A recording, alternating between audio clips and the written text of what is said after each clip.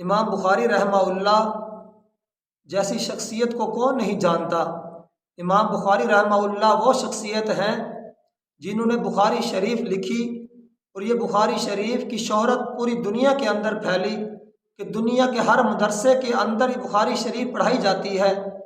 کیوں نہ ہوتا کہ امام بخاری رحمہ اللہ کی دین کے اندر خدمت ہی اس جذبے کے ساتھ تھی، اتنا جذبہ کہ امام بخاری رحمہ اللہ نے دین کی خدمت کے لیے اپنا سارا مال قربان کرنے کو تیار ہو گئے۔ امام بخاری رحمہ اللہ کا مشہور واقعہ ہے کہ وہ کشتی پہ سوار ہو کے سفر پہ جا رہے تھے، ان کے ساتھ ایک آدمی بیٹھا تھا۔ بات چیت ہوئی تو امام بخاری رحمہ اللہ نے اس کو بتا دیا کہ میرے پاس 6000 دینار ہیں۔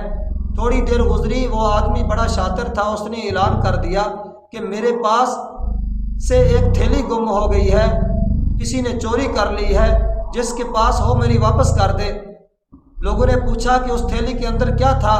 کہنے لگا اس کے اندر 6000 دینار تھے۔ لوگوں نے پوچھا کہ اس کا رنگ کس طرح کا تھا؟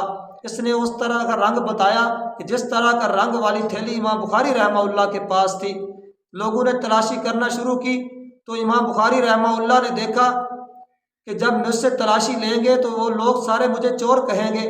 وہ تھیلی اٹھائی اور پانی کے اندر گرا دی۔ سب سے تلاشی لی، وہ تھیلی نہیں ملی۔ جب کشتی کنارے پہ لگی تو لوگ اپنے اپنے راستے کو چل دیے۔ وہ آدمی امام بخاری رحمہ اللہ کے پاس آیا، عرض کی حضرت مجھے معاف کر دیں۔ امام بخاری رحمہ اللہ نے فرمایا کہ میں نے تو معاف کر دیا۔